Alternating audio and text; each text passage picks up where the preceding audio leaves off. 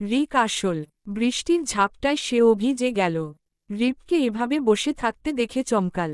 রিপের কাছাকাছি গিয়ে জানতে চাইল, এই ঝড় বৃষ্টির মাঝে তুই এখানে বসে আছিস কেন? বিদ্যুৎ চমকাচ্ছে দেখতে পাচ্ছিস না? রিপকে দেখার সাথে সাথে দাঁড়িয়ে পড়ল। বলল, ইস্যুকে পেলাম না আমি। রিক ছাতা বন্ধ করে দাঁড়াল। বলল, তুই বাসায় চলে যা, আমি দেখছি। রিপ খানিকটা উঁচু গলায় বলল, বাসায় গিয়ে কি করব? ইস্যু কোথায় সেটা তো জানলাম না এখনো। রিকের চোখে চোখ পড়তে কণ্ঠ নরম হয়ে এল রিপের। বলল, পাচ্ছি না তাই বলেছি। ফোনটা ও বন্ধ ওর। রিক বুঝল রিপের অবস্থা। বলল, ডক্টর আদি ফোন করে জানিয়েছেন ঈশা হসপিটালে অ্যাডমিট। রিপ চমকাল, নিজের ফোনটা হাতড়ে নিয়ে বলল, ওহ মাই গড, আদি ফোন দিচ্ছিল আমাকে? রিক জবাব দিল না। রিপ বলল, কি হয়েছে ইস্যুর? কিভাবে কি হয়েছে? মেয়েটা জ্বালিয়ে মারবে আমায়। রিক বলল, তুই বাসায় চলে যা।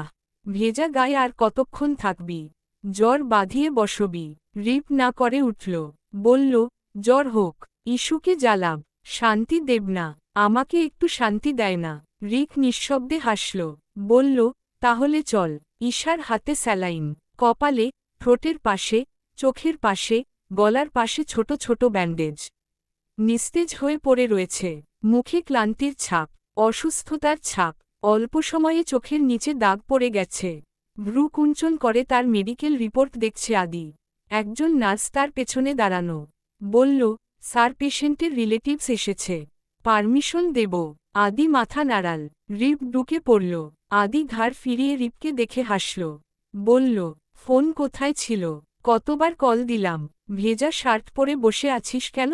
রিপ উত্তর দেয় না। নিস্তেজ হয়ে পড়ে থাকা মেয়েটির দিকে তাকিয়ে থাকে। ধীর পায়ে হেঁটে সে এগিয়ে যায়। ঈশার গায়ে ধাক্কা দেয়। বলে, এই ইস্যু কি হয়েছে তোর? আমি তো তোকে সুস্থ দেখে গেছি। তুই আমাকে না বলে বাইরে বেরিয়েছিস কেন? এই ইস্যু, ওঠ। আদি হাতে থাকা রিপোর্ট থেকে চোখ তুলে তাকায় রিপের দিকে। বলে, এখন ডাকিস না রিপ, ঘুমের ইঞ্জেকশন দেওয়া হয়েছে। রিপ আদির দিকে তাকিয়ে বলে, তুই ওকে কোথায় পেলি? এভাবে কি করে আঘাত পেয়েছে? কে আঘাত করেছে? আদি ভ্যাবাচ্যাকা খেয়ে গেল। কি বলবে সে রিপকে? রিপের জোরাজুরিতে আদি মুখ খুলল। বলল, উনি মাথা ঘুরে পড়ে গিয়েছেন, পড়ে যাওয়ায় আঘাত পেয়েছে। বাকিটা উনি চোখ খুললে জিজ্ঞেস করেনিস। এখন গিয়ে ফ্রেশ হয়ে নে, ড্রেস চেঞ্জ কর। রিপ সন্নিগ্ধ চোখে তাকায়। বলে, ও উঠুক। তারপর আদি বিরক্ত হল, এত দরদ কিসের? কিন্তু মুখ ফুটে বলতে পারল না। রিপ বলল, ওকে আজ বাসায় নিয়ে যেতে পারবো না? আদি অবাক হয়ে বলল, তুই কি পাগল রিপ? ওনাকে এখন রিলিজ দেওয়া যাবে না, মিনিমাম 2 দিন তো লাগবে। রিপ না করে উঠল। বলল, 2 দিন ও কি খাবে? এভাবে ঘুমোবে নাকি শুধু? 2 দিন লাগবে না, কিছুক্ষণ পর চোখ খুললে, কথা বললে আমি নিয়ে যাব ওকে।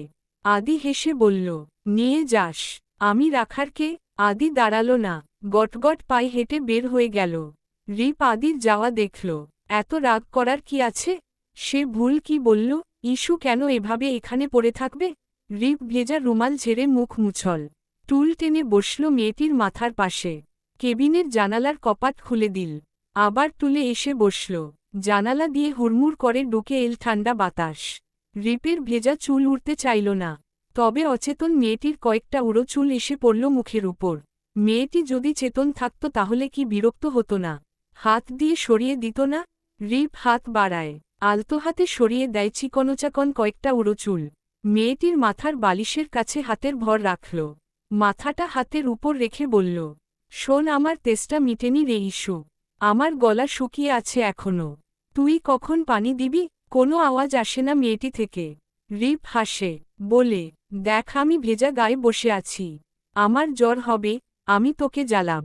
মাথা টিপে দিতে বলবো, গরম চা করে দিতে বলবো, উল্টপালট বকে তোর মাথা খাবো। তখন তো তোর কষ্ট হবে। তার চাইতে ভালো তুই এখন উঠে যা। এভাবে শুয়ে থাকলে কি কারো ভালো লাগে? এভাবে কি আমি তোকে দেখতে অভ্যস্ত? ভালো লাগছে না, উঠো না ইস্যু। আচ্ছা ঠিক আছে, উঠে বসিস না, কথাও বলিস না, শুধু চোখ খুলে তাকা, একটু মুচকি হাস, আর কিচ্ছু চাইব না। এই ইস্যু উঠবি না? রিপের বাজে বকবকানি শুনে রিক কেবিনের বাইরে থেকে আওয়াজ করে বলে, রিপ বাসায় যা। আমি আছি, যা, ঠান্ডা লেগে যাবে। রিপ বিরক্তিবোধ করে, বলে, আমি থাকি, তুমি চলে যাও দাভাই, বাসায় এমনিতে ও কেউ নেই। পরি কাউকে না দেখলে কাঁদবে। রিক বলে, কিন্তু তোর তো ঠান্ডা লাগবে। রিপ আর জবাব দেয় না, চুপ করে বসে থাকে। তার সব রাগ গিয়ে পড়ছে এখন শুয়ে থাকা মেয়েটির উপর। মেয়েটি তাকে কিচ্ছু বলে না, কোনো কিছু শেয়ার করে না তার সাথে। তার হাসি কান্নাগুলোও শেয়ার করে না। এত পর কেন সে, এতটা পর কেন ভাবে মেয়েটা তাকে? এতটা পর সে কখনো হতে চাই না, কখনোই নয়। পা দিয়ে ঠেলে ঝাড়ের ভেতর ফেলে দেওয়া, ধাক্কা দিয়ে ফেলে দেওয়া, মুখ হাত বেঁধে ফেলা, দমবন্ধকর সব ঘটনা পুনরায় চোখে ভাসতেই মুখ দিয়ে উদ্ভট সব শব্দ বের করল ঈশা।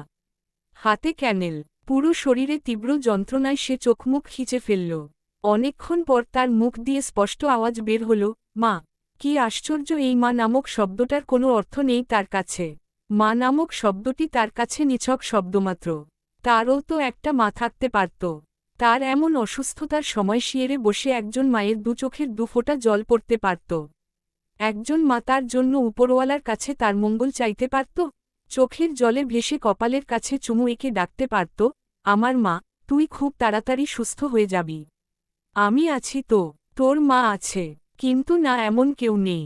কেউ তার জন্য দুফোঁটা চোখের জল ফেলে না। কেউ তার মাথার শিয়েরে বসে রাত জাগে না। কেউ তাকে মা বলে ডেকে উঠে না। নিজের মা তো কবেই ছেড়ে চলে গিয়েছে। এমনকি নিজের সন্তানও তাকে মা ডাকে না। তারও তো মা ডাক শুনতে ইচ্ছে হয়। মা বলে কাউকে একবার ডাকতে ইচ্ছে হয়। ওই ছোট্ট মাটাকে যদি একবার ভালোবেসে মা বলে ডাকতে পারত, মা না থাকার কষ্টটা একটু হলেও লাঘব হতো। কিন্তু সেও আজ তাকে মা ডাকে না। অন্য কাউকে মা ডাকে।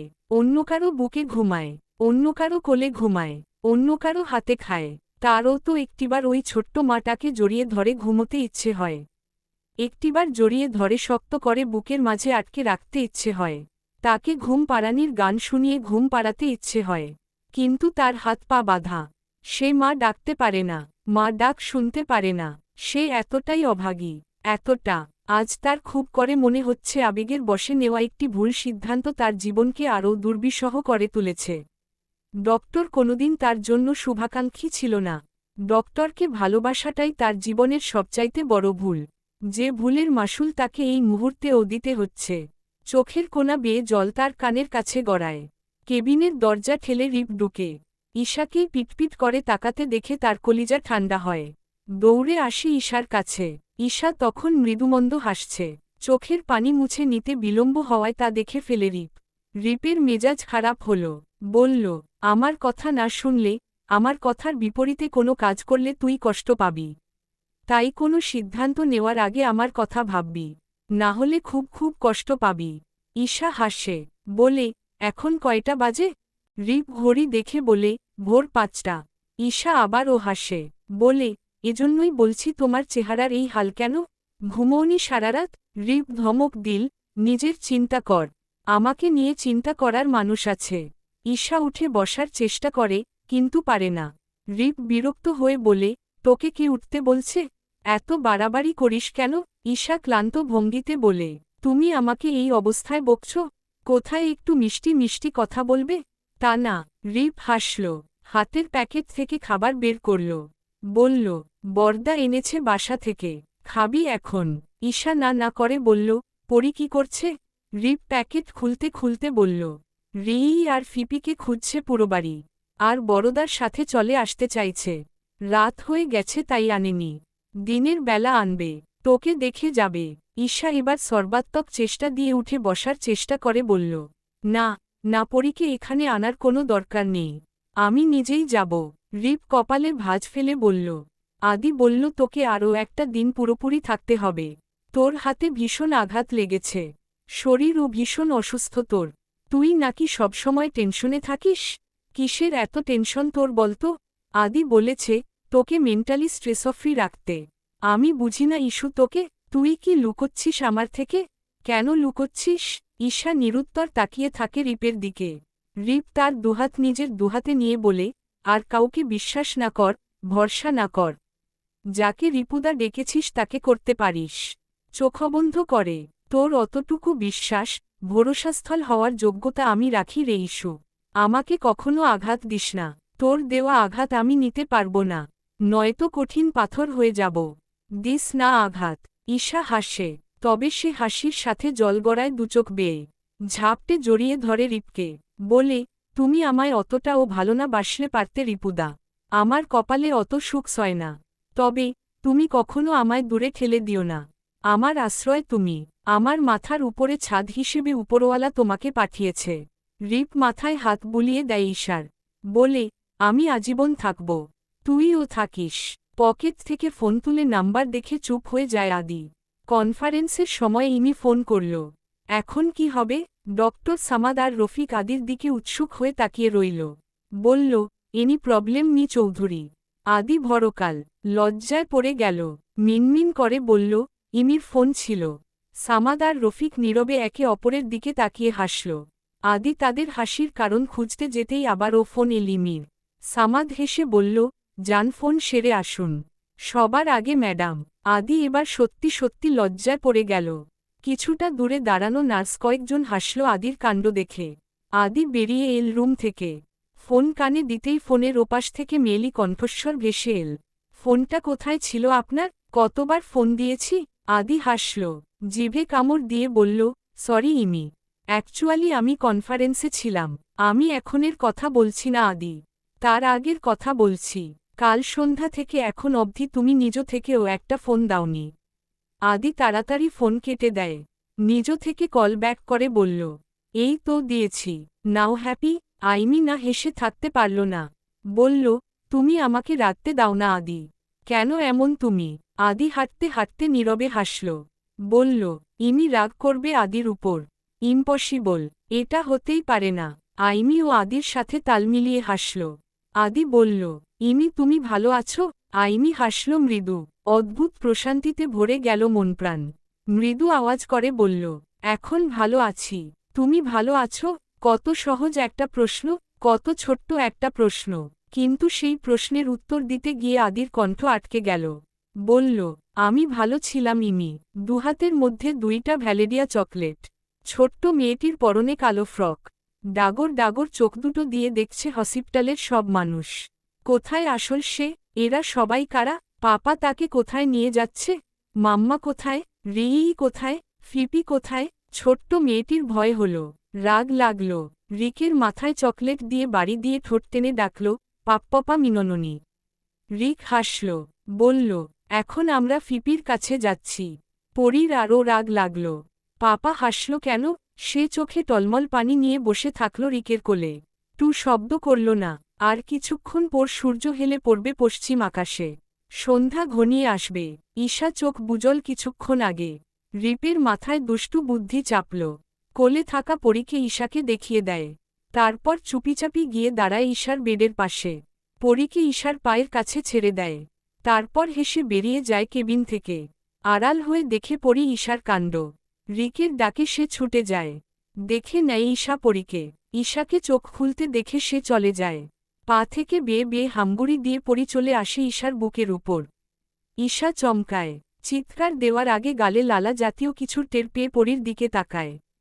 পরী হাতের চকলেট দিয়ে ঈশাকে মারতে মারতে বলে, 50 চক্ক। ঈশা হাসল, বলল, তুমি এখানে? পরী কি করে? পরী চেঁচাল, ডাকল, সা আ। ঈশা হাসিমুখে তাকালো পরীর দিকে। ডাকল, মা। পরী হাসল।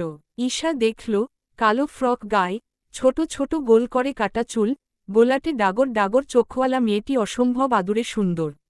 পরী ডাকল, আম্মমা। এই ডাকটি পরী নিজের অজান্তে ডাকে। কিন্তু ঈশা নিজের মাঝে মা সত্তাকে খুঁজে পায় এই ডাকে। সে ডাকে, মা, আমার পরীমা। আদিশা। পরী খিলখিল করে হাসে। ঈশার পরনের সাদা ঢিলেঢালা কামিজটি টানতে টানতে উঠার জন্য বলে, ডাকে, আম্মমা মিনননি। ঈশা ও পরীর সাথে টেনে বলে, মিনননি। পরী রাগ করে। ঈশার গালে কামড় বসানোর সুযোগ খুঁজে। ঈশা সুযোগ দেয় না। এদিক ওদিক নড়তে থাকে, যার কারণে পরীর আরও রাগ বাড়ে। সে দাঁত দাঁতে গর্জে আওয়াজ করে, ই ই ই। ঈশা হাসল। পরী ঈশার গালে কামড় দেওয়ার সুযোগ খুঁজতে খুঁজতে ঈশার গালে গাল লাগিয়ে আওয়াজ করতে করতে বলল, আম্মমা আম্মমা আম্মমা।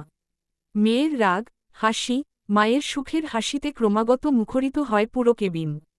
যা কেবিনের বাইরে গিয়ে ও আঘাত হানে কারো কানে।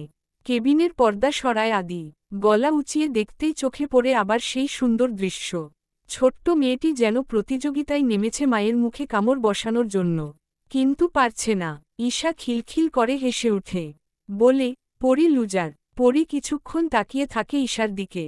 ঈশা তাকে পেটে সুরসুরি দেয়, বলে, হাসো হাসো। পরি কাতুকুতু সহ্য করতে না পেরে রাগ দেখাতে দেখাতে হাসে। ঈশা যখন চরম মাত্রায় কাতুকুতু দিচ্ছে তখন পরি পুরো কেবিনরুম ফাটিয়ে হাসল। ঈশা হাসল। দুজনের হাসি মুগ্ধ নয়নে অপলক তাকিয়ে দেখতে লাগল ডক্টর আদি চৌধুরী। 2 পা এগিয়ে কেবিনে ঢুকে পড়ে। তখন ও হেসে চলেছে মামিয়ে। ঈশার 2 চোখ বন্ধ, হাসলেই তার 2 চোখ বন্ধ হয়ে যায়। আদি আর এগোল না, দরজার কাছাকাছি দেয়ালে হেলান দিয়ে দাঁড়াল। এই অপূর্ব দৃশ্যটি যদি ক্যামেরাবন্দি করা যেত কেমন হতো। বেশ খানিকক্ষণ সময় পার হয়ে যেতেই নীরব প্রাণীটির দিকে চোখ গেল ঈশার।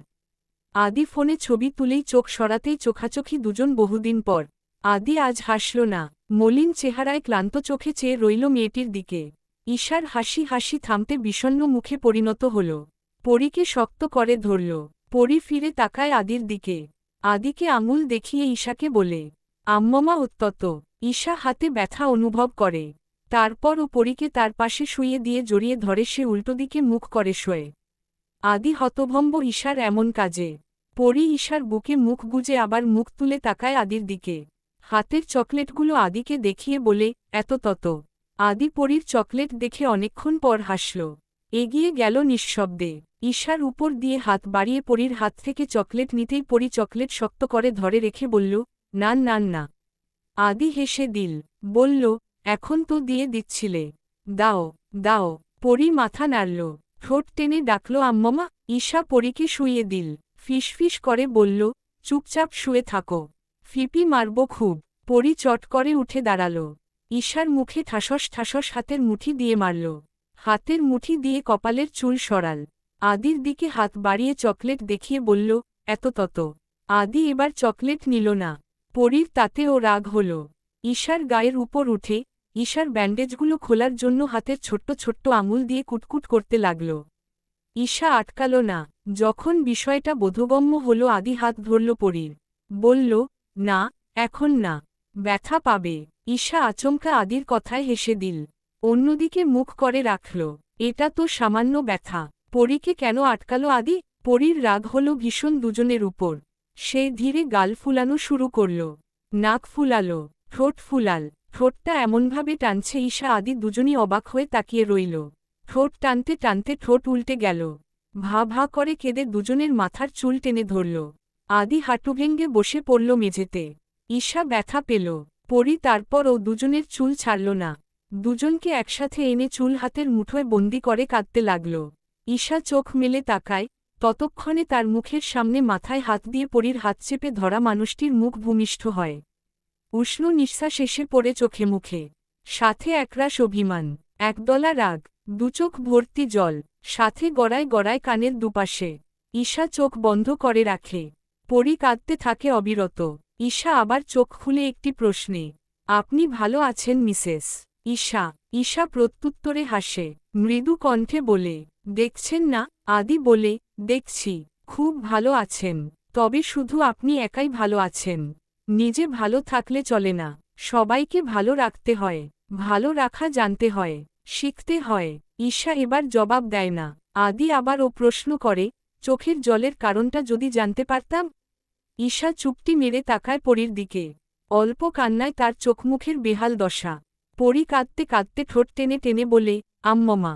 আদি শোনে সেই ডাক, বলে, কে আম্মমা? পরী আঙুল দিয়ে দেখিয়ে দেয় ঈশাকে। ঈশার গালে তার গালের লালা লাগিয়ে বলে, আম্মমা ও তত। আদি মাথার চুল ঠিক করে বলে, এটা ঠিক হয়নি।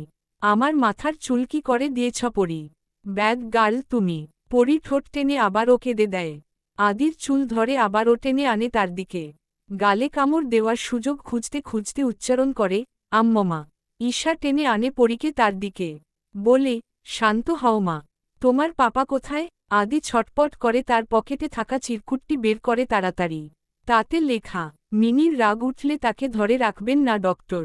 সে ঠোকরাতে ঠোকরাতে রক্ত এনে ফেলবে। তাই সাবধানে থাকবেন। মিষ্টি। ঈশা আদির হাতে থাকা চিরকুটটির দিকে তাকায়।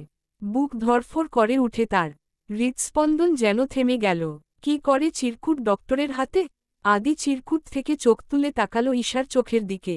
স্বাভাবিক চোখজোড়া দেখে তার বুকে অসহ্য যন্ত্রণা হল। চোখ দুটোতে যদি বিস্ময় ছড়ানো থাকত, এই বৃষ্টি যদি তার মিষ্টি হতো, তাহলে কতই না ভালো হতো। কে সত্যি তার জীবনে? তার খুব করে মনে হয় এই মেয়েটিই সত্যি। যখন চিরকুট পড়ে সে তখন মনে হয় মিষ্টিই সত্যি। যখন ইমির চোখে চোখ রাখে তখন মনে হয় ইমি সত্যি। আসলেই কে সত্যি? এই হৃদয়সিন্ধুক কার? কে থাকে সেথায়? কে বলবে তাকে? পরী আদিকে কামড় দিতে না পেরে ঈশার দিকে এগিয়ে যায়। ঈশার গলায় ব্যান্ডেজের পাশে দাঁত বসিয়ে দেয়। চোখের পানি লেপটে দেয়। ঈশা ঠোঁট কামড়ে সহ্য করে নেয়। আদি পরীকে সরিয়ে নেয়। বলে, কি করেছ এটা? পরী আদির কথা শোনে না। হাত ছোড়াছুড়ি করে মারে আদিকে। সুযোগ পেয়ে আদির গলার পাশে কামড় বসিয়ে দেয়। আদির সহ্য হয় না। তারপরে ও সহ্য করে নিতে হয়। সব সহ্য করে নিতে হবে। সহ্য করে নেওয়াটাই এখন একমাত্র উপায়। ঈশা তাকায় না আদির দিকে। পাশ ফিরে শোয়। আদি তাকিয়ে থাকে। কোলে পড়ি। আদি ডাকে, মিসেস ঈশা। ঈশা ফিরে না। আদি তারপর আবার বলে, আপনার বিয়ে কবে হয়েছে? ঈশা চুপ করে শুয়ে থাকে। আদি আবারও বলে, কার সাথে হয়েছে? ঈশা না ফিরেই জবাব দেয়, অয়ল ইউর ওন মাসিন। আদি চোয়াল শক্ত করে তাকায় ঈশার দিকে। কোলে থাকা পরী আদির গলা ধরে চুপটি মেরে যায়। শুধু থেকে থেকে কেঁদে উঠে। ঈশা ফিরে তাকায় না কারো দিকে। আদি তাকায় ঈশার হাতটার দিকে, যে হাতের উপর সে দাঁড়িয়েছিল। ঈশা হাতটা তুলে চোখ মুছে নেয়। মাথায় দিয়ে রাখে। আদি চেয়ে থাকে হাতটার দিকে, আর সেই হাতে লেগে থাকা পানির দিকে। পরীকে রেখে গটগট পায়ে হেঁটে বেরিয়ে আসে আদি। দাঁড়ায় না আর, পিছু ও ফেরে না। রাত 10টা। ড্রয়িং রুমে খোলাখুলি মদের বোতল হাতে আফি। রাইনা রেহানকে ঘরে পোড়াচ্ছে। আফি একের পর এক মদের বোতল শেষ করছে। বাসায় আজ নেই আজিজ চৌধুরী, নেই আলিয়া চৌধুরী। ঘড়ির কাঁটা 10:30 ছুঁই ছুঁই। দরজা পেরিয়ে ড্রয়িং রুমে হাসতে হাসতে এসে পড়ে আইমি, আজিজ, আলিয়া চৌধুরী। হাতে ব্যাকপ্যাক। শপিং মল থেকে এসেছে। আইমি আফিকে দেখে বলল, আন্টি আফি ভাইয়ার কারণে আমার এখানে আসতে ইচ্ছে করে না। আমি চলে যাব। ড্রাইভারকে বলে দিন। আজিজ চৌধুরী বলেন, আদি এখনও ফিরেনি? আফি তাদের কথা শুনে হো হো করে হেসে ওঠে। হাসতে হাসতে সোফায় গা এলিয়ে বসে থাকা আদিকে দেখিয়ে দেয়। আদি চোখ বন্ধ করে বসে আছে। আইমি ছুটে যায় তার কাছে। বলে, আদি তুমি এখানে? আদি খুব কষ্টে চোখ খুলে। আইমি ভড়কে যায়। বলে, আদি তুমিও? কেন আদি? আলিয়া আর আজিজ চৌধুরী রেগে তাকায় আফির দিকে। আদি হেসে উঠে। আইমির কাছ থেকে নিজেকে ছাড়িয়ে নিজের রুমে চলে যায় ঢলতে ঢলতে। আইমি তার পিছু পিছু দৌড়ে। আদি দরজা বন্ধ করে দেওয়ার আগেই আইমি দরজা ঠেলে ঢুকে তার রুমে। বলে, আদি কেন তুমি ড্রিঙ্ক করেছ? তুমি বাচ্চা নও আদি। আদি আঙুল দেখিয়ে বলে, ইমি আমার মাথা ঠিক নেই। তুমি যাও। আইমি চেঁচিয়ে উঠে, যাব না। তুমি আগে বলো কেন ড্রিঙ্ক করেছ? কেন করেছ? চিৎকার করে ইমি। আদি চেপে ধরে ইমির দুই বাহু। দাঁতে দাঁত ঘর্ষণ করে। কিন্তু আইমির চোখের জল দেখে কিছু বলে না। বেড সাইড টেবিল লাথি দিয়ে ছুঁড়ে মারে। আইমি দৌড়ে গিয়ে আদিকে শান্ত হতে বলে। শক্ত করে জড়িয়ে ধরে। বলে, আদি কেন তুমি এমন করছো? আদি চুপ হয়ে যায়। শান্ত হয়ে যায়। ইমি মাথা তুলে দেখে আদির শান্ত চোখ। সে হাসে। বলে, বলো কি হয়েছে? আদি চুপ থাকে। বেশ কিছুক্ষণ পরে আচমকা জড়িয়ে ধরে ইমিকে। নিচু হয়ে ইমির কাঁধে মাথা রেখে বলে, তুমি আমার সাথে অন্যায় করেছ ইমি। আমাকে ছেড়ে অন্য কাউকে বিয়ে করে নিয়েছ। তুমি আমার বিশ্বাস ভেঙেছ। তুমি আমাকে বুঝোনি ইমি। এর শাস্তি তুমি পাবে। আমার চাইতেও বেশি কষ্ট তুমি পাবে। খুব কষ্ট পাবে। আইমি হাসল। বলল, আমি বিয়ে করিনি, করব। আর সেটা তোমাকে। আজকেই তো শপিং হলো। কিন্তু তুমি গেলে না। আর এখন বলছো, ইমি তুমি আমাকে ছেড়ে অন্য কাউকে বিয়ে করে নিয়েছ। স্টুপিড। তারপরের দিনই হসপিটাল থেকে ঈশাকে রিলিজ দেওয়া হলো। খানিকটা সুস্থ হলেও হাত নড়াচড়া করতে তার বেগ পেতে হলো। তার অসুস্থতার কথা শুনে নীরা আর অর্পি দেখতে এল তাকে। যদিও নীরা বড্ড লাজুক। সে রিপের সামনে পড়তেই চায় না। তারপরে ও রিপের সামনে কয়েকবার পড়তে হলো। লজ্জা, আর্ষ্টতা তাকে ঘিরে ধরল। রিপকে দেখে মনে হচ্ছে না সে তাদেরকে পাত্তা দিচ্ছে। দিন শেষে রাতেল ঈশা একা রুমে বসে বসে যখনই মিনুমাকে ফোন দিতে যাবে, প্লেট হাতে ঢুকে পড়ল রিপ তার রুমে। গ্লাসে পানি ঢালতে ঢালতে বলল, খেয়ে নে। ঈশা নাকমুখ কুঁচকে বলল, পরীর সাথে খেয়েছি। ভাবি দুজনকে একসাথে খাইয়ে দিয়েছে। আর খাবো না, খিদে নেই। কিন্তু কে শোনে কার কথা? রিপ কথা বাড়াল না, ছোট ছোট করে ভাত মেখে ঈশার দিকে বাড়িয়ে দিল। বলল, হা কর তো, ন্যাকামি ভালো লাগে না। ঈশা মাথা নিচু করে চুপচাপ খেতে লাগল, চোখে পানি টলমল। রিপ তার ছলছলে চোখ দেখে নিঃশব্দে হাসল। বলল, সবগুলো খাবি চুপচাপ। ঈশা ফুপিয়ে উঠল, কিন্তু রিপ বুঝে উঠার সাথে সাথে আবার চুপ হয়ে গেল। রিপ খাইয়ে দিল। ঈশার তেষ্টা পেলে ও পানি খেল না। ঝাল লাগায় দাঁতে দাঁত চেপে রাখল। তারপর ও পানি খেল না। রিপ ধমক দিয়ে বলল, পানি খাচ্ছিস না কেন? ঈশা এবার নীরবে কাঁদল না, হু হু করে কেঁদে দিল। হিচকি তুলে কাঁদল, কিন্তু কিছু বলল না। রিপ এমন কানকারখানায় ভ্যাবাচ্যাকা খেয়ে গেল। বলল, আমি এভাবে কাদার মতো কি বলেছি? চুপ কর। ঈশা মাথা নামিয়ে আরও বেশি করে কাঁদল। তার মধ্যেই পরি উকি দিল রুমে। লুকোচুরি খেলার মতো দরজার আড়ালে লুকিয়ে পড়ে ডাকল, রিই নাই নাই। রিপ পরীর কাণ্ড দেখে কিছু বলল না। কোনো আওয়াজ না পেয়ে পরি বুঝে গেল কিছু একটা হয়েছে। রিপ ঈশাকে বলল, তুই তো পরীর চাইতে ছোট বাচ্চা। আমি তো তোর ভালোর জন্যই বলেছি। তুই নিজের দিকে একবার তাকিয়ে দেখেছিস? শুটকি হয়ে যাচ্ছিস শুকিয়ে শুকিয়ে। ডক্টরের প্রেসক্রিপশনে তোর খাওয়ার কথা স্পেশালভাবে বলা আছে। তোর শরীর খুব দুর্বল, না খেলে তো আরও দুর্বল হয়ে পড়বে। কিসের এত টেনশন তোর? তুই যাতে ভালো থাকিস তার জন্য আমি কি করিনি, কি করছি না? কিন্তু তারপরও তোর কিন্তু উন্নতি দেখতে পাচ্ছি না, দিন দিন অবনতি। ঈশার কান্না থামল না, সে থামাতে চেয়েও থামতে পারছে না। আসলেই তো এমনটা কেন হয়? যারা একটু বেশিই ভালোবাসে তাদের আদর, স্নেহ, মায়া, মমতা হাতপুরে নিলেও তাদের একটুখানি বকা আমরা সইতে পারি না। চোখ গলে সমুদ্র নেমে আসে। ঈশা হিচকি তুলে তুলে কাঁদল। পরি গুটি গুটি পায়ে হেঁটে এসে দাঁড়ালো খাটের কাছাকাছি। কোমরে হাত দিল বিজ্ঞদের মতো। চোখ ছোট ছোট করে গলা কাত করে ঈশার মুখ দেখার চেষ্টা করল। তারপর আবার রিপের মুখ দেখার চেষ্টা করল। এভাবে তাকে তাকাতে দেখে রিপ নীরবে হাসল। কান্নারত মেয়েটির দিকে একটিবার তাকাল। পানির গ্লাস হাতে নিয়ে এগিয়ে দিল মেয়েটির দিকে। নরম কণ্ঠে বলল, কান্না থামা। আমার দেখতে ভালো লাগছে না। সাথে সাথে কান্না থেমে গেল ঈশার। চোখ মুছে নিয়ে পানির গ্লাস হাতে নিয়ে পানি খেয়ে নিল। রিপ প্লেট রেখে আসল। ঈশার পাশে বসে নিজ হাতে সব ঔষধ খাওয়াল। পরি চুপচাপ দেখল। পরে ডাকল, রিই ফিপপি দুক্কু। রিপ হেসে মাথা নাড়াল, বলল, হ্যাঁ, ফিপপি ছোট্ট বাচ্চা, তাই দুক্কু পেয়েছে। ঈশা মাথা নিচু করে বসে রইল। রিপ বলল, এভাবে বসে আছিস কেন? মুখটা বাংলা পাঁচের মতো করে রেখেছিস। হাস। ঈশা হাসার বদলে শুধু দুইবার হিচকি তুলল। রিপ অসহায় হয়ে তাকাল। ঈশার চোখের পানি মুছে দিল। বলল, আচ্ছা ঠিক আছে, আর কখনো ওভাবে বলবো না। এবার কান্না বন্ধ কর। ঈশা তাকালো রিপের দিকে, কিচ্ছুটি বলল না। রিপ শুধু দেখল তার গাল বেয়ে জল গড়াচ্ছে। সে আবার মুছে দিল সেই জল। গালের একপাশে হাতের 4 আঙুল দিয়ে আলতো করে টোকা দিয়ে বলে, আমার একটুখানি রাগ যেমন তোর কান্নার কারণ, আমার ধমক যেমন তুই সহ্য করতে পারিস না, তেমন আমিও তোর দেওয়া আঘাত, যন্ত্রণা সইতে পারব না। আমি তো তোর মতো কাঁদতেও পারব না, তাই ভুলেও আমাকে আঘাত দিবি না। কথাটিতে যে কি মেশানো ছিল ঈশা জানে না। সে আওয়াজ করে কেঁদে দিল। রিপ দাঁড়াল না, বেরিয়ে পড়ল। সে যতক্ষণ থাকবে মেয়েটি ততক্ষণ কাঁদবে। পরি মোড়া এনে নিচে রাখল। মোড়া বেয়ে ঈশার গায়ের উপর উঠে বসল। হাতের মুঠো দিয়ে ঈশার 2 গাল আঁকড়ে ধরল। কাঁদো কাঁদো কণ্ঠে ডাকল, আম্মমা। ঈশা চুপ হয়ে গেল। বলল, কি? পরি কিচ্ছু বলল না।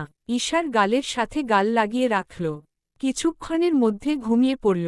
ঢলে পড়ল ঈশার উপর। ঈশা ঘুমন্ত মেয়েটির কপালের চুল সরিয়ে চুমু আকল। পুরো মুখে আদর দিল। তারপর তার পাশে শুইয়ে রেখে নিজেও শুয়ে পড়ল। নরম তুলতুলে গায়ে হাত দিয়ে চোখ বুজতেই ঘুম নেমে এল চোখে। কিন্তু তা ছুটে গেল মুনা এসেই পরীকে কোলে নিয়ে নেওয়ায়। ঈশা বহুদিন পর একটু অন্যায় আবদার করল, আজও আমার সাথে ঘুমোক না ভাবি? মুনা অপ্রস্তুত হাসল। বলল, ওর মাঝরাতে খিদে পায়। ঈশা বলল, আমি ফিডার খাওয়াতে পারি। খাইয়েছি কয়েকবার। দাও না একবার। পারবো। সত্যি। মুনা একবার দরজার দিকে তাকালো। মলিন হেসে বলল, তোর বরদা? আচ্ছা আমি জিজ্ঞেস করে আসি।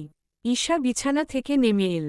ধরা কণ্ঠে বলল, না না, বড়দার কাছ থেকে জিজ্ঞেস করার দরকার নেই। নিয়ে যাও। আমি তো এমনিই বলছিলাম, নিয়ে যাও।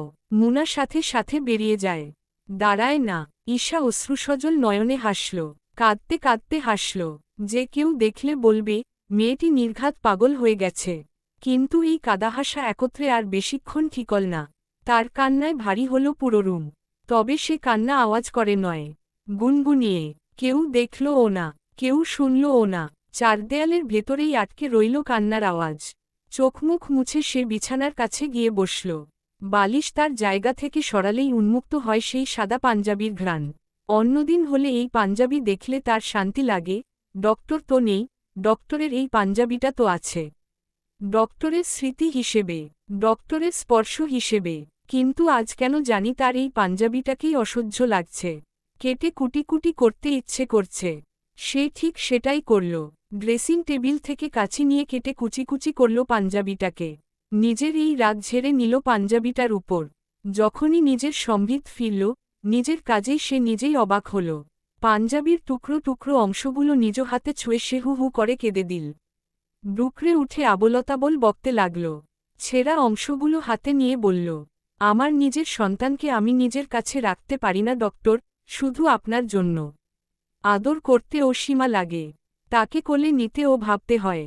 তাকে নিজের হাতে খাওয়াতে পারি না আমি, শুধু আপনার জন্য। তাকে বুকে জড়িয়ে ঘুমাতে পারি না আমি, শুধুই আপনার জন্য।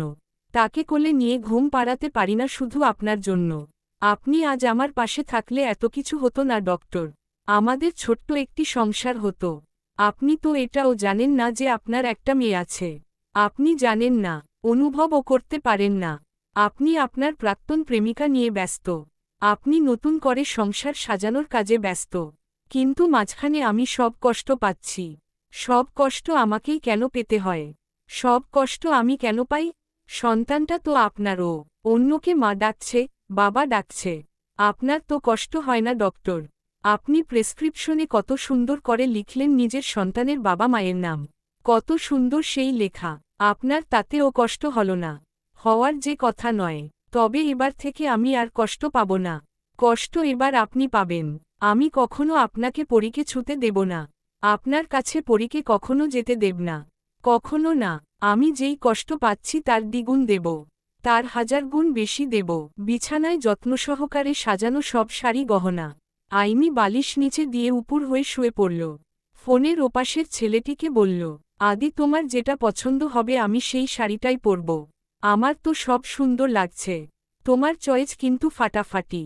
আদি নীরব হয়ে শুনল আইমির প্রত্যেকটি কথা। বলল, আমারও সব পছন্দ, তোমার যেটা ইচ্ছে সেটাই পরতে পারো। আইমির কষ্ট লাগল। বলল, যে কোনো একটা বলো আদি। তুমি যেটা বলবে সেটাই ফাইনাল। আদি ভেবে বলল, যেটা বেশি লাল টকটকে সেটাই পরো। আইমি উঠে বসল। শাড়িটা হাতে নিয়ে বলল, ঠিক আছে, লালটা নিলাম। আদি হাসল, কিন্তু কিছু বলল না। আইমি তাকে এত চুপ দেখে জিজ্ঞেস করল, কি ভাবছ? আদি ভ্যাবাচ্যাকা খেল, বলল, না তেমন কিছু না। ভাবছিলাম শাড়িটাতে তোমাকে কেমন লাগবে। আচ্ছা, তাহলে বলো কেমন লাগবে। আদি হাঁটতে হাঁটতে সিঁড়ি বেয়ে উপরে উঠতে লাগল। বলল, সামনাসামনি দেখলে বলতে পারতাম, এখন বলতে পারছি না। আইমি চুপ থাকল। খানিকক্ষণ পর বলল, আচ্ছা। আদি জানতে চাইল, রাগ করেছ? না, না, রাগ কেন করব? আমি কি সবসময় তোমার সাথে রাগ করি আদি? আদি খানিকক্ষণ চুপ থেকে আবার বলল, সন্দেহ করো, রাগ নয়, সরি মিস্টেক। আইমির কণ্ঠের ধরন পাল্টাল, বলল, তুমি এখনো রেগে আছো আদি? আমার তখন মাথা ঠিক ছিল না। আদি প্রত্যুত্তরে হাসল, বলল, ডক্টরের শার্টে রক্ত লাগতেই পারে। আর মাতাল অবস্থায় মানুষ অনেক কিছু বলে। এসব কিছু তুমি সিরিয়াসলি নিয়েছ ইমি? আমাকে সন্দেহের চোখে দেখেছ? আদি কি ইমির কাছ থেকে এসব আশা করেছিল কখনো? আইমির কণ্ঠ ধরে আসে, অভিমানে চোখ চকচক করে, বলে, তুমি এখনো এসব মনে রেখে দিয়েছ আদি? আমি তো মজার ছলে বলেছিলাম। সেটা বলেছি ও। আদি দরজা ঠেলে নিজের রুমের ঢুকল। বলল, মন খারাপ করো না ইমি, আমিও মজা করছি। Tit for tat. আইমি স্বস্তি পেল। বলল, তুমি এরকম বাজে ইয়ার্কি আমার সাথে করবে না আদি। আমি রোমান্টিক মুডে ছিলাম, তুমি সব শেষ করে দিলে। আদি হো হো করে হাসল। বলল, রোমান্টিক মুড আবার কি ইমি? আইমি হাসল, ব্যঙ্গ করে বলল, আহারে বাবুটা কিছু জানে না। আদি পুরো রুম কাঁপিয়ে হাসল। বলল, হোয়াট এ সিলি ল্যাঙ্গুয়েজ ইমি? আইমি দাঁত বের করে হাসল। বলল, বাবু বলাই যায়। আদির সাথে কখনোই যায় না ইমি। আদি শুধু বাবু নয়, আদি ডাক্তার বাবু। বাবুর আগে ডাক্তার বসালে বলাই যায়। আটকাচ্ছে কে? দুজনই একসাথে হাসল। আদি রুমের চারপাশে চোখ বুলাল। বলল, ইমি আমি মিনিকে খুব মিস করছি। মিনি কখন ফিরবে আমার কাছে? আইমি চিন্তিত হয়ে বলল, মিনি কেন শুধু শুধু একটা মেয়ের সাথে চলে যাবে আদি? এটা তো রহস্যজনক। আদি শান্ত গলায় বলল, মিনি মিষ্টির কাছে গিয়েছে ইমি। মিনি মিষ্টিকে চেনে। আইমি এমন অনাকাঙ্ক্ষিত কথা শুনে ভড়কে গেল। বলল, আদি কে মিষ্টি? কার কথা বলছ? আদি হাসল। বলল, সরি ইমি তুমি আমাকে বলনি। তাই আমিও তোমাকে সত্যিটা জানাতে বিলম্ব করলাম। তবে বলে দিয়েছি, তোমার মতো লুকিয়ে রাখিনি। অজানা অচেনা আশঙ্কায় বুক কেঁপে উঠল আইমির। বলল, মিষ্টি নামের কেউ নেই আদি। কেউ ছিল না তোমার জীবনে। আদি প্রত্যুত্তরে বলল, মিথ্যে ইমি। মিষ্টি ছিল, কিন্তু এখন নেই। সে হয়তো এখন বিবাহিত, কিন্তু তখন বিবাহিত ছিল না। একজন বিবাহিত মেয়ে কখনো অন্য একটা পরপুরুষের দেখাশোনার দায়িত্ব নেবে না। কেন সবাই আমাকে মিথ্যে বলছে আমি জানি না ইমি। তুমিও মিথ্যে বলছ। কিন্তু কেন ইমি? আইমির ফুপানোর আওয়াজ টের পায় আদি। বলে, কান্নার কি বললাম ইমি? আইমি রাগ হয়। বলে, তুমি কেন মিষ্টিকে খুঁজছ আদি? কেন? আদি নিজেও জানে না এর উত্তর। সেই নিজেও এমন প্রশ্নে চমকাল। আনমনা হয়ে বলল, মিষ্টি বোধহয় ডক্টরকে ভালোবাসে ইমি। মিথ্যে হতেই পারে না। আইমি গলার আওয়াজ বড় হল। আমি তোমাকে ভালোবাসি না আদি? কে মিষ্টি, কে ডক্টর, সব মিথ্যে আদি। তোমার জীবনে শুধু আমিই সত্যি। আদি শান্ত গলায় জবাব দেয়, আমাদের বিয়ের আগে আমি সব রহস্য বের করে আনব আইমি। তোমাকে কাদার সুযোগ দেব না। তোমার আমার মাঝে যত লুকোচুরি চলছে সব আমি খুঁজে বের করব। কিন্তু আই প্রমিজ ইমি, আমি তোমাকে একটুও কষ্ট দেব না ইমি। তোমাকে সত্যিই খুব ভালো রাখব। কিন্তু তুমি ভালো থাকবে না আদি? আইমির প্রশ্নের জবাবে সে শুধু বলে, যদি চায় তুমি বা সে, তবেই তো ভালো থাকব। তার আগে কি করে ইমি? আজিজ চৌধুরী খাবার টেবিলের প্লেট ছুঁড়ে মারল দূরে। রাইনা, মিনু, শানু ভয়ে কুকিয়ে উঠল। আজিজ চৌধুরী গর্জন করে বলল, এখানে চিঠি আসে কার হাত দিয়ে? বলো। সবাই চুপ থাকে। আজিজ চেঁচিয়ে ডাকে, রাইনা। রাইনা কেঁপে উঠে মিনমিনে গলায় বলে, বাবা আমি এই ওই কাজ করতে সময়ও পায় না। মা তো জানে আমি কি করে ওসব। আজিজ চৌধুরী মিনু আর শানুর দিকে তীক্ষ্ণ চোখে তাকালেন। প্লেট তাদের দিকে ছুঁড়ে মেরে বললেন, তোমরা দুজন থেকে কেউ একজন হবে। শানু তো দেখতেই পারত না ওই মেয়েকে। নিশ্চয় এই কাজ মিনুর, তাই না? মিনু মাথা নামানো অবস্থায় দাঁড়িয়ে থাকল। জবাব দিল না। আলিয়া ধমক দিয়ে বললেন, সত্যিটা বলো। যদি কোনো সময় ধরা পড়ো জীবিত ফিরতে পারবে না। চৌধুরী বাড়ি থেকেই তোমার লাশ বেরোবে। মিনু কাঁপা কাঁপা কণ্ঠে বলল, আমি কিচ্ছু জানি না। চিঠিগুলো ঈশা নিজেই লিখে গিয়েছে। আর ও চিঠি এ কারণেই পাঠিয়েছে, ওই চিঠিগুলো আদি বাবার চোখে পড়ার আগেই যাতে সরিয়ে ফেলা হয়। আমি তাই করেছি। এর বেশি কিছু না। আজিজ চৌধুরী কিছু বলতে পারলেন না, কিন্তু মনে মনে স্বস্তি পেলেন। যাক মেয়েটা অন্তত তাকে ভয় পেয়েছে। আদি আইমির বিয়েটা এবার হওয়া বাকি। তাদের এব্রোড পাঠিয়ে দিতে পারলে আর কোনো চিন্তা নেই। যে মরার মরুক, যে বাঁচার বাঁচুক। আজিজ চৌধুরী শান্ত হয়ে সোফায় বসার আগেই একটি অনাকাঙ্ক্ষিত ফোন পায়। ফোনটি ইমির। আদি তো আজ বাসায় নেই। ইমির ফোন কেন? ফোন রিসিভ করে সে কথা বলল। আরও একটি সিদ্ধান্তে উপনীত হল। এবার আর কাঁচা গুটি চালবে না আজিজ চৌধুরী। এবার পাকা গুটি চালতে হবে। বিয়েটা হওয়ার আগ পর্যন্ত আদিকে এসব থেকে দূরে সরিয়ে রাখতে হবে। আজিজ চৌধুরী চেয়ার টেনে চেয়ারে বসার আগেই দেখতে পায় পকেটে হাত পুড়ে তীক্ষ্ণাগ্র দৃষ্টিতে তাকিয়ে থাকা ছেলেটিকে। ছেলেটির চোয়াল শক্ত, চোখে একরাশ অবিশ্বাস, সন্দেহ। দরজার কাছাকাছি দাঁড়ানো। কখন এল আদি? আলিয়া এগিয়ে গেল। ভয়ে তার হাত পা ঠান্ডা হল। আদি কোনো কিছু শোনেনি তো? আদি আলিয়া বেগমের হাত নামিয়ে নিলেন মুখ থেকে। আজিজ চৌধুরীর দিকে একবার তাকিয়ে বেশ শান্ত গলায় বলল, মিষ্টি আমার ওয়াইফ ছিল মা। এখন এখন কি সে অন্যের ওয়াইফ? তোমরা সবাই ইমিও মিথ্যে বলেছ আমায়। কিন্তু কেন মা? আজিজ চৌধুরী চাইলেন আদির সাথে কথা বলতে, কিন্তু আদি হাত দেখিয়ে বলতে বারণ করল। উগ্রস্বরে বলল, আমি থাকব না এই বাড়িতে। ব্যাস এতটুকুই। আজিজ আর আলিয়াকে কিছু বলতে দিল না সে। মিনু রাইনা নীরবে নিঃশব্দে হাসল। প্রায় আধ ঘণ্টা পর আদি নেমে আসল সুটকেস সমেত বলল, আমি এ বাসায় থাকব না, অন্য ফ্ল্যাটে যাচ্ছি। এমন বিশ্রী মনমানসিকতার মানুষের সাথে থাকতে ইচ্ছে করছে না। বিবেকে বাধছে। যেদিন মনে হবে সত্যিটা আমাকে বলতে পারবে, সেদিন আমি এ বাসায় ফিরব।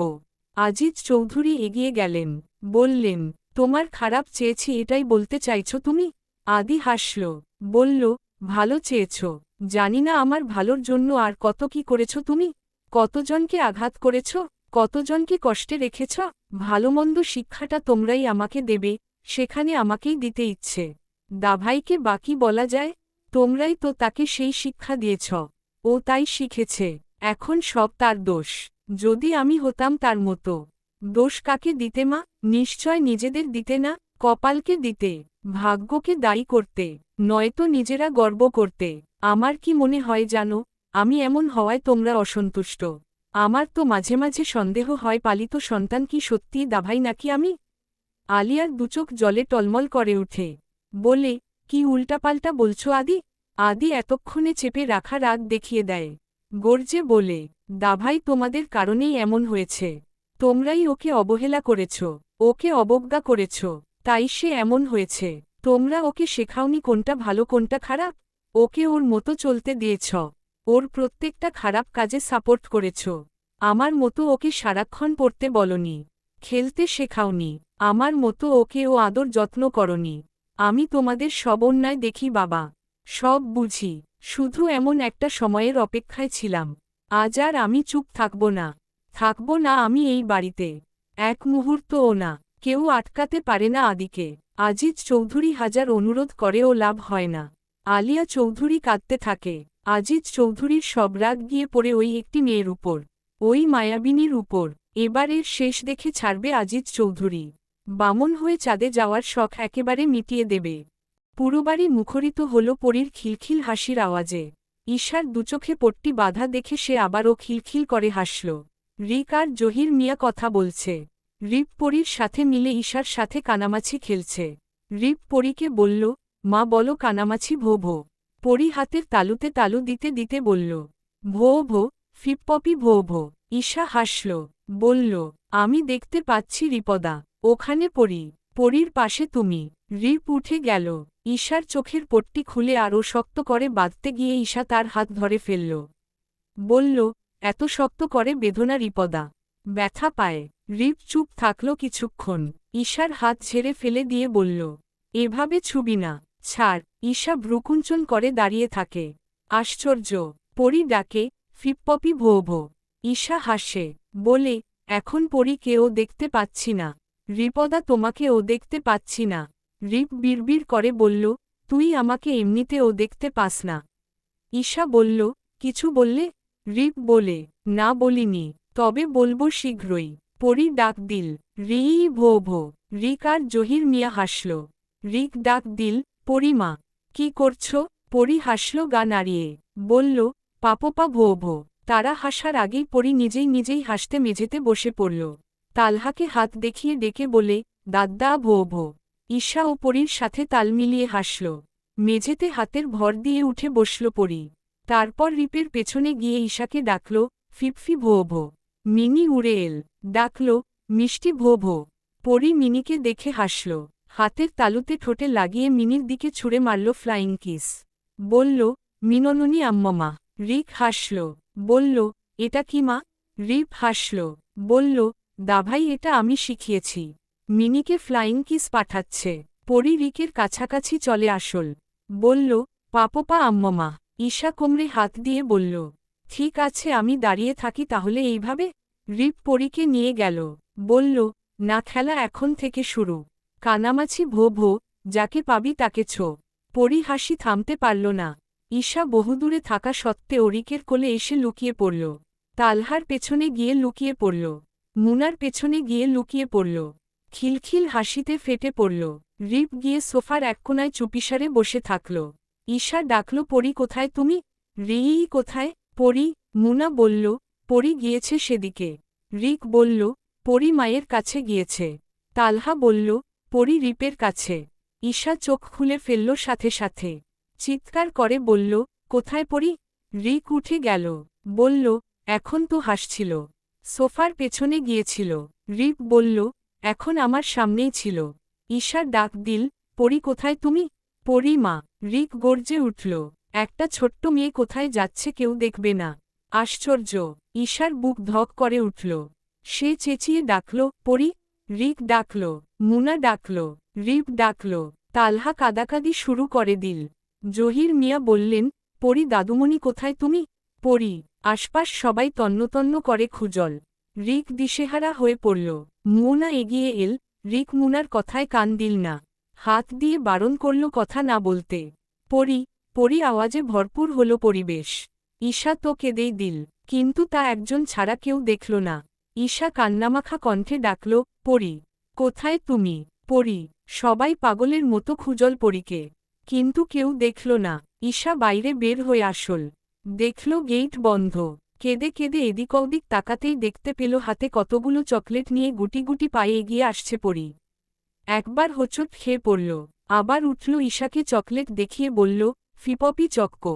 ঈশা দৌড়ে গেল, চকলেট কেড়ে নিয়ে চর বসল পরীর গালে। পরী পড়ে গেল, গগনবিদারী চিৎকার দিয়ে কেঁদে উঠল।